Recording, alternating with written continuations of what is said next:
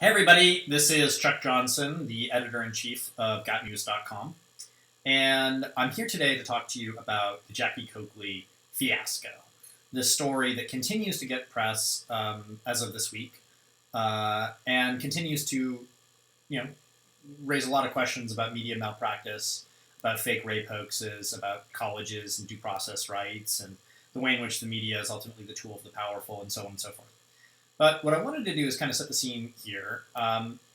You may remember a year and change ago, December 2014, I was the first journalist in the country to identify that Jackie Coakley, a mentally ill college student at the University of Virginia, had fabricated a massive hoax, and that Rolling Stone magazine, in its deliberate effort to push this narrative that college campuses are dangerous places for women, Rolling Stone magazine, working with Sabrina Rubin Erdely, a disgraced journalist, it was a history of lying herself, that they had basically concocted this elaborate story that supposedly involved gang rape at a frat house, even though there was no party there, even though they claimed that, in the story, they claimed that there was glass and that Jackie Coakley was raped for hours. All of that's kind of interesting, but this week, the media has decided they still won't name Jackie Coakley. Everyone has acknowledged that it's fake. Everyone's acknowledged that the story is not real, that the whole thing is a bullshit narrative. But nonetheless, the media still won't name her. In fact, the only publication I can see that has actually named her is the Daily Caller. But NBC News won't name her. We can go through the list. Gawker won't name her. New York Times. Esquire, Daily Beast. I'm just going through the Twitter feed I'm not allowed to have. And just kind of going through, CNN Money, WSJ. So there are all these publications right now that still won't give the credit to me for outing Jackie Coakley and the whole story being fake.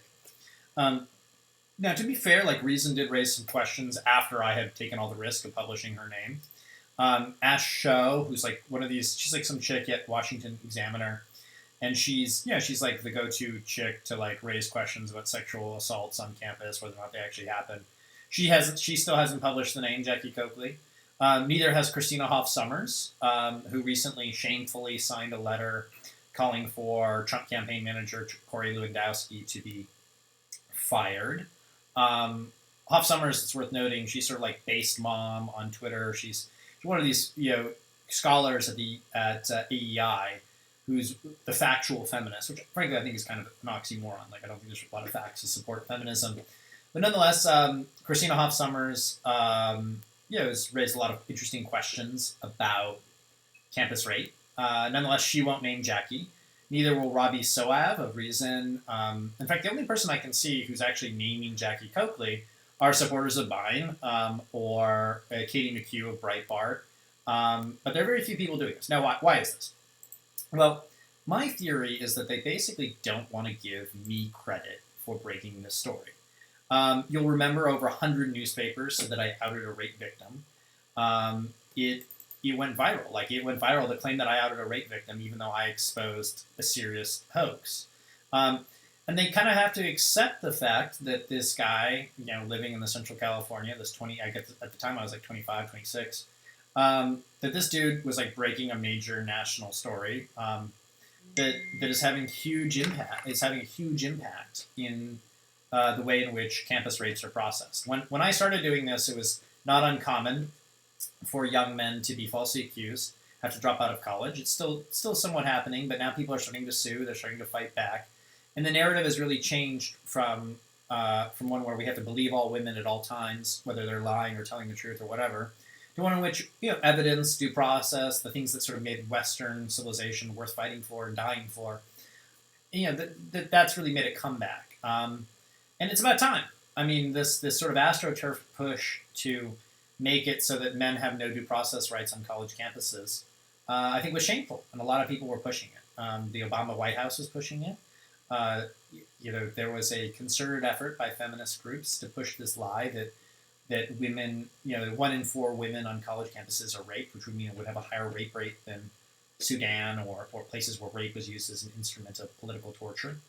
But nonetheless, this was a strategic push I think largely led by trial lawyers who wanted to shake down the colleges, these large endowment places, and they wanted to use an expanded view of Title IX to kind of push this objective.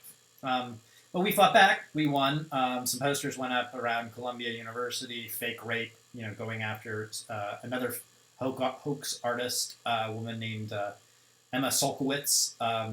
And so we're really starting to push back. I mean, we're calling bullshit on this idea that rape culture is this like really big fake thing. That there is no such thing as rape culture. It's a lie. So anyway, so that was the push. That was the fight that we had, and people don't want to give me credit. And it's interesting, when I first wrote this story, Matt Lewis of the Daily Caller, who's sort of a conservative and something, he's a serial liar. I mean, he has a history of just not telling the truth about things. He rewrote a column attacking me for being profiled in the Washington Post, even though I was correct about the whole thing being a fake. And it's interesting how often I've been correct about things, and yet there's still this narrative that I get a lot of stories wrong. Could it be that people are afraid that there's a guy out there who's breaking stories much cheaper than they are, that he's really controlling the news cycle in a new way? Could it be that the hatred for me is a lot like the hatred that existed for Matt Drudge or for Andrew Breitbart or a number of other people? Or could it be that maybe, just maybe, people don't want to credit me and that's why they still won't name Jackie Coakley? Don't know. But I'm very grateful of like all the people who helped me on this story over the year, all the people who emailed me in saying, hey, CNN won't name her. Why won't they name Jackie Coakley? And I must say, I think the reason people don't want to name Jackie Coakley is because they want to protect false accusers. They have a political motive to push a story which will lead to more false accusations. And it's interesting, I would have probably thought that this story would have gone away. Of course, there's this lawsuit, Rolling Stone lawsuit, Rolling Stone's being sued by Dina Ramo, who was attacked by Sabrina Rubin Erdely, and Jackie Coakley is being forced this week to testify. But I would have thought this story would have gone away. I would have thought people would have said, hey, maybe we should do a little evidence gathering first.